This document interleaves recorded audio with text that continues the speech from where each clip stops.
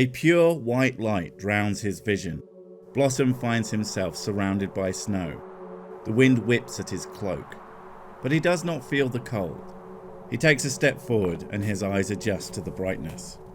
He finds himself aloft on a towering mountaintop, lording over a serene, seemingly endless alpine valley. A strange serpent-like icy wind rushes around his body before drifting off behind him. Blossom sees a staggeringly large throne carved into a jagged, lonely block of ice. Whirling snow clouds his vision, but only for a moment. Suddenly, a scarred, pale-skinned giant is seated, scantily dressed in just a fur kilt, wielding a walking staff decorated with feathers and small bird skulls. The figure glares at Blossom intensely, with piercing blue eyes. His gaunt and wrinkled face remains as solid as the ice he sits upon. "Step forward, child," he booms. "Ye journey doesn't end here." Blossom enthusiastically waves. "Hello, mountain man!" He steps closer towards the throne.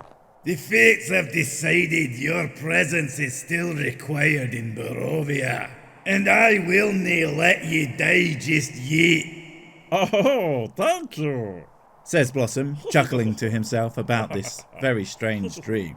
"Will ye accept my gift and become my champion?"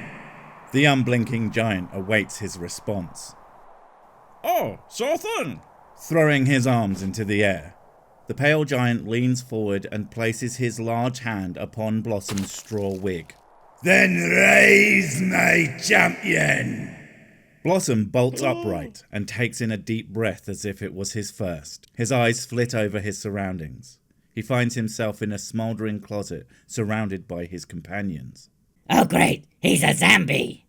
exclaims Aru, readying her axe. "Wait, dude, this looks magical." Donny waves his hand over Blossom, peering through the dark eye holes of his mask, and sees two shining bright blue eyes staring back at him.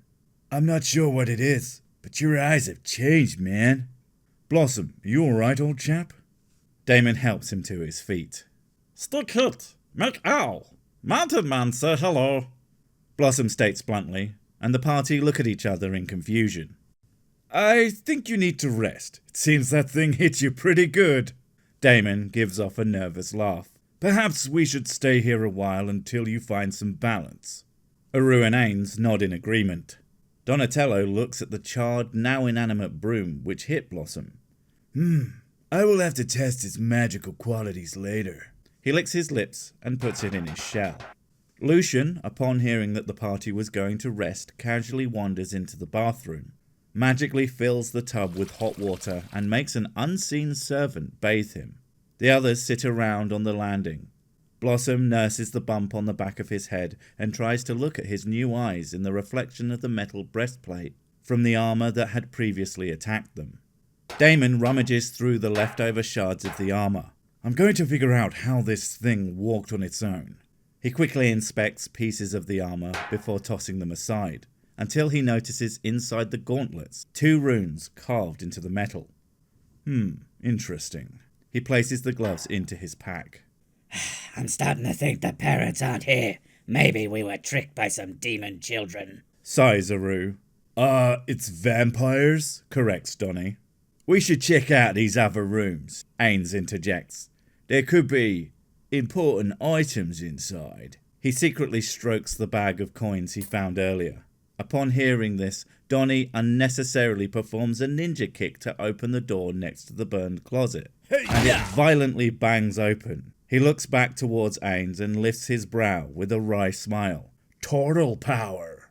Deciding if he is going to be accused of crashing about, he is going to at least enjoy it. In the room is a simple bed, dresser and bedside table, not made from the highest quality of materials, but clearly better than most local people could afford. Donny realizes there is an unfamiliar young woman, dressed in servant's clothing, casually standing through the bed. She has a soft blue glow to her see-through skin. Her hollow eyes stare at Donny as he enters the room. "Why are you here?" The spirit asks curiously, with the sound of an echoing distant voice. Some kids outside told us..." Donny gets interrupted. "Where is my baby?" The spirit weeps softly. I don't know. Did you look under the bed? I always lose things there. Donny gestures for the party on the landing to come closer. Walter! The spirit calls out in pain. I want to hold him! She places her arms in a cradling position and rocks back and forth, gently humming a lullaby. Donny's heart sinks. He casts an illusion of a baby floating nearby. Here, have a baby. The spectre races towards the image and tries to cradle it. Upon realizing it is not corporeal, she ragefully screams. Her soft blue form sparks into blood red. Donny's eyes grow wide with the realization that he has made a terrible mistake. I think I've made a new friend, guys. Donny hides himself halfway into his shell as the furious ghostly woman approaches him. Where is he? She roars. Daemon hides towards the end of the corridor, readying his shortbow. If it moves, I will shoot. Ain slinks behind Donny, using him as a shield, readying his rapier. If it moves, I'll shiv it. It's a ghost. That's not gonna work, man. Donny exclaims before fire erupts from his claws, pouring over the raging spirit. It's better if you know magic. The ghost lunges towards Donny, glowing spectral hair brushing his arms. Ain slices at the ghost from behind the turtle, and she hisses from the sting of the metal. Iron works too. Ain grins before he feels a sudden tugging at the back of his cloak.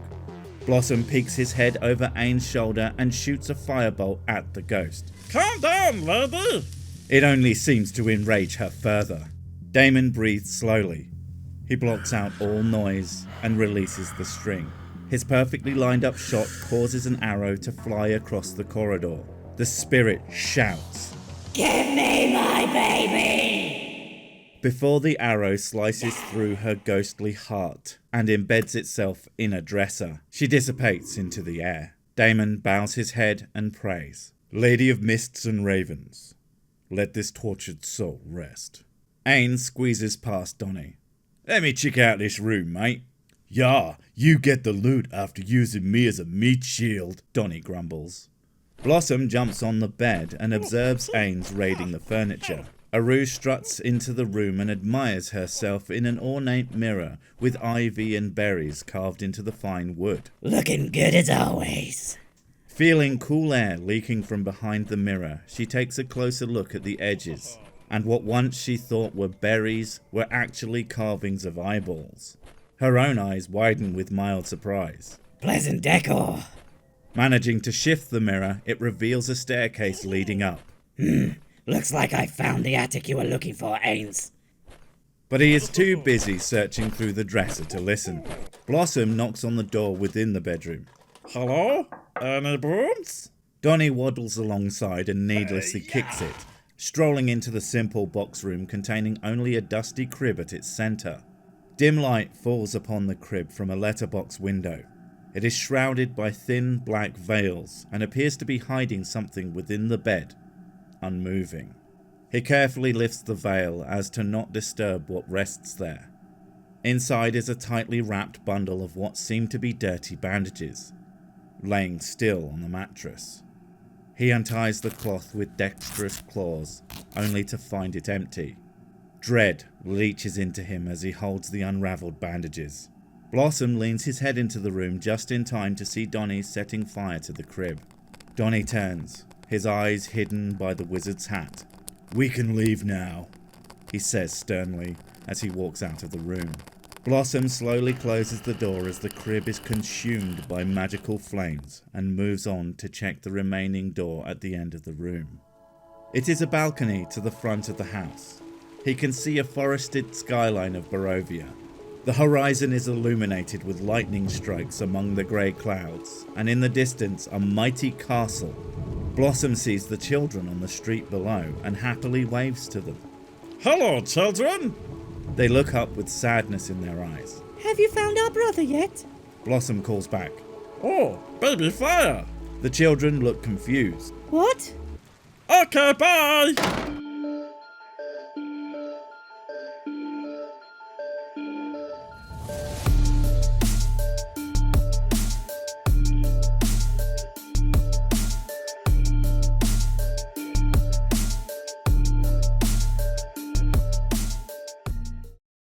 A look of disappointment pours over Ains as he doesn't find anything portable of significant value within the bedroom. He scornfully huffs and swiftly exits the room. Standing at the stained glass door once more, he presses his ear firmly against it. There is a faint creaking beyond, but it's difficult to determine what could be making the noise. He slowly pulls down the handle of the door. It squeaks and ticks as the lock is released. It swings open and the glass shudders. He steps into the room. Sprawled across the wooden floor in front of a fireplace is the skin of a tiger, next to a dusty yet beautifully crafted vanity table. The shadow is cast upon the wall. It moves with soft creaking noises. Ains takes a deep breath and leans around the corner. Dangling from a rope over the bed is a well-dressed man. While the colour has left his face, this does seem to have happened recently. Ains sighs and lowers his head to take the view from his eyes, recognizing him from the family portrait. Gustav, I presume. He scans his eyes across the room and sees a jewellery box on top of the vanity table. He grasps the box with both hands, embracing it to his chest. His heart beats with excitement. The box is made of silver with fine golden details. Ains smiles and his eyes widen as he opens it to find a small collection of golden rings and a dazzling blue jewelled pendant on a delicate silver chain. Hello, gorgeous. He smiles, holding the end of the chain and watching the pendant swing. His focus then changes to see Gustav swaying from the ceiling. His smile drops and he looks slightly ashamed as he puts the necklace back into the box and the box into his cloak. He then quickly hurries out of the room. As he leaves, he avoids eye contact with Daemon, who walks past him. Hey, anything in there? Daemon asks, but Ains remains silent. Daemon gestures to himself as if to say, what did I do? And enters the room. Oh, all right then, he whispers to himself, witnessing Gustav's remains. He leans against the wall, closes his eyes, and prays to the Lady of Mists and Ravens again. Donatello whistles an upbeat tune as he wanders into the room, and stops when he sees the man hanging there. Well, excuse me. He scans the room and notices a similar brass fitting to the one on the floor below, and gives the button a brief lick, ensuring Daemon is not watching. Another bell rings in the distance. Donny curls his lips. What did I expect? He says to himself. Daemon opens one of his eyes and stares at the turtle, before approaching Gustav and checking his pockets. What are you doing? Donny asks in mild disgust. Checking for a letter. People usually leave some kind of note. Daemon states frankly, whilst patting down the corpse. Within the waistcoat of Gustav he finds a scrap of parchment. He holds it up and shows Donny as proof of his actions. He then flips open the folded paper and reads it to himself. After a few minutes, he scowls curiously. It's addressed to his children. He says how he grew to despise their mother as she grew more violent within this death cult they had made, which only pushed him to dislike the children as they reminded him of her. But he says it wasn't their fault, and the only light in his life was Amanda, the nursemaid, and their son, Walter. But now they are gone, he feels like he has nothing. He asks for the children to forgive him. Death cult? What drives people to do such things? Donny scratches his chin with his claws. Who knows? We're not going to get solid answers from the dead. Daemon looks up at Gustav, who still sways over the bed. I'm going to take him down. Be careful, might be some vampire trick. Donny steps back toward the door, watching cautiously. What? Daemon glances back at Donny as he cuts the rope and the body falls onto the bed. Have you ever seen a vampire before? Donny shrugs his head halfway into his shell. We should bury or burn them. I've seen the dead rise before. It's not pretty. Donny lights a firebolt in his hand. We could burn him right now. I'd rather not have another house fire. I'll deal with this later. Daemon shakes his head and leaves the room. Suit yourself. Donny disperses the flame and follows. Back in the other room, Ains and Aru are planning to climb up the hidden staircase. Lucian twirls around the room in his trance as Blossom bounces on the bed. I'll take the lead this time. Aru smiles, hoping there is something else to smash at the top of the stairs. The steps are narrow and her upper arms scrape along the walls as she stomps upwards. Ains follows her, sticking to her shadow. Daemon hears their footsteps above and looks over to Blossom. Feeling better, I see. Let's go. He snaps his finger in front of Lucian's face, whose eyebrows instantly sink into a scowl, as his cataract eyes open reluctantly and stare at Daemon. Come on, let's stay together.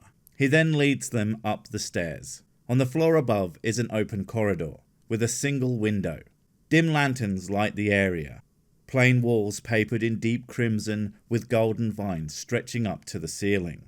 Aru and Ains are already inside one of the rooms. It's filled with random pieces of furniture covered in white sheets. One of the windows at the far end of the room is ajar, causing the room to be particularly cool in the early morning air. A few of the sheets flutter in the breeze. Aru slowly walks the room with care, clinging to her great axe. The echo of her footsteps matches that of her heartbeat. One of the sheets suddenly slides down to the floor, revealing a dark figure standing underneath it. She raises her axe with a cry, and Ains grabs her arm before she attacks. It's just a mannequin, he cries in desperation. I hate mannequins.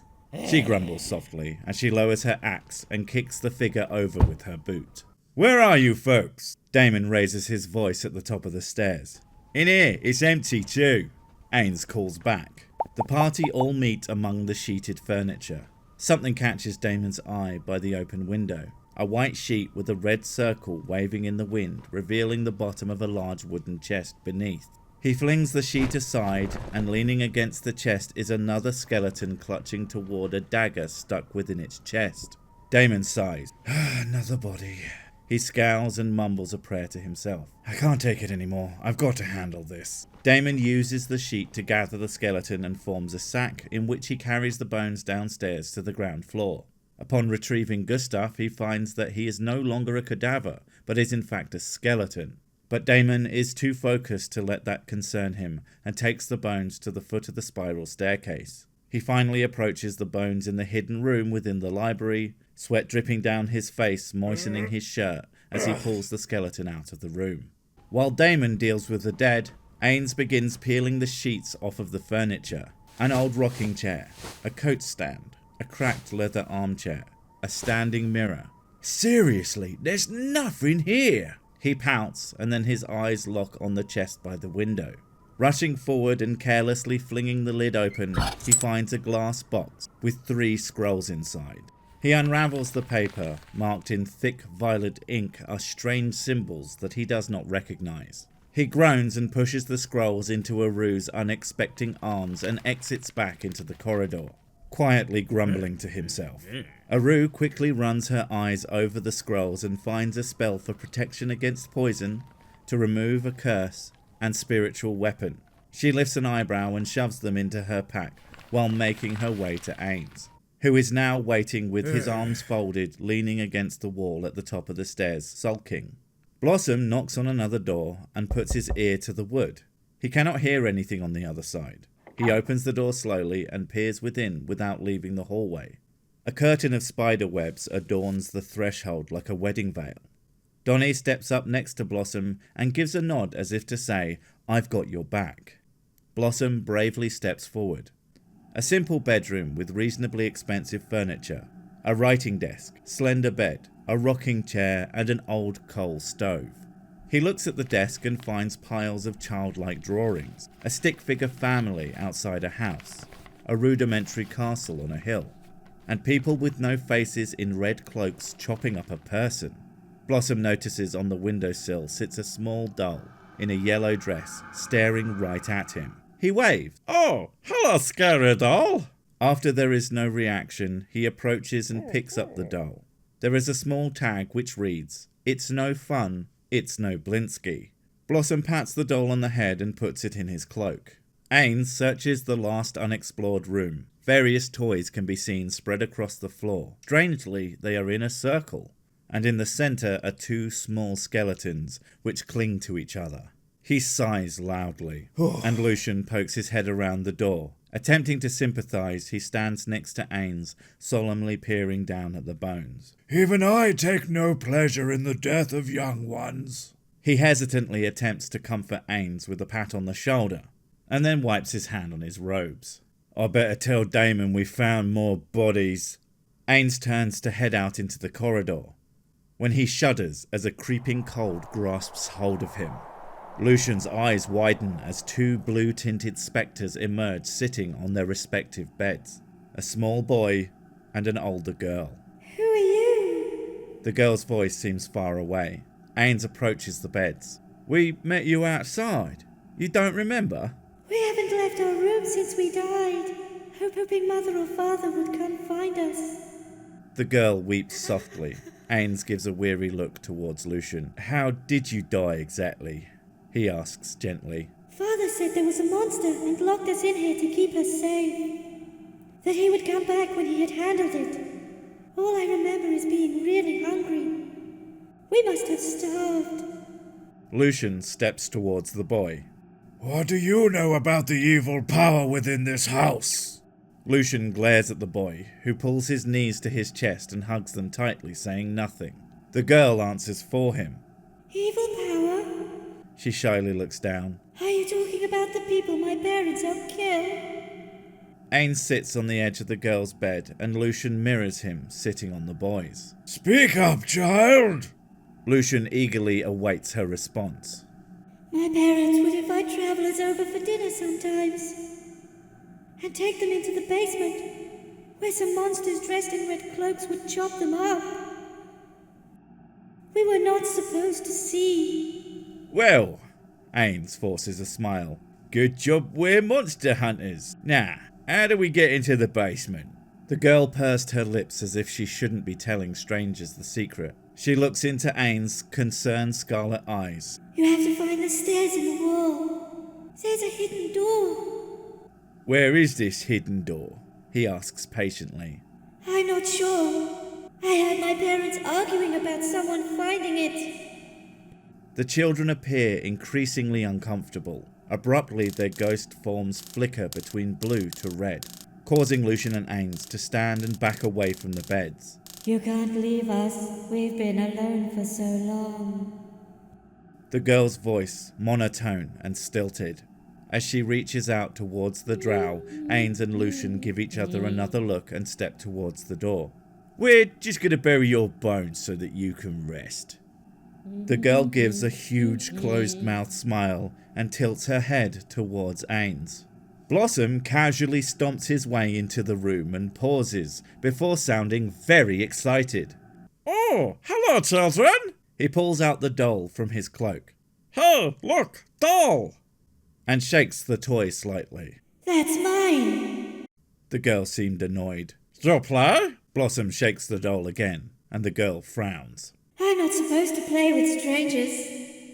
She folds her arms and glances away. Blossom! He points to himself and extends his finger toward the children. I'm Rose and this is Thorn. He doesn't talk much. No strangers anymore! Blossom raises his arms up in celebration and quickly takes in his surroundings. A large dollhouse sits at one side of the door and a toy box on the other. He leans down to inspect the dollhouse, realizing it is a replica of the one they are in.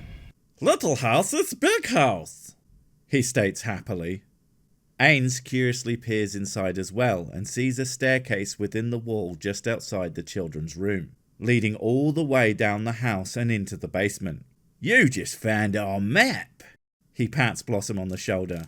The pink enigma opens the toy box and finds various toys. He dives in head first and his feet stick out of the chest.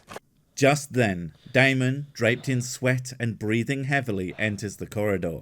He sees the remains of the children. Oh no, more bones, he says exhaustively and leans against the doorframe. He peers up again, panting, and sees the ghost children sitting on their beds. He stares at them curiously. The ghosts seem to flicker between their usual blue tint and red. That's not normal, he strongly remarks. We got away into the cellar. I think we're gonna find what caused all this mess. Ains squeezes past Daemon and walks out of the room. He gives a wide, closed-mouthed smile, tilting his head as he exits the room. Lucian shuffles quickly, mumbling under his breath. He rushes past Daemon, avoiding eye contact, chasing after Ains. Daemon looks back at the beds, and they are completely empty. This can't be good. And follows the pair. Ah, perfect. Blossom lifts himself out of the toy box, holding a letter block with a bee on it in one hand and a plushy doll wearing an executioner outfit in the other. Where you go?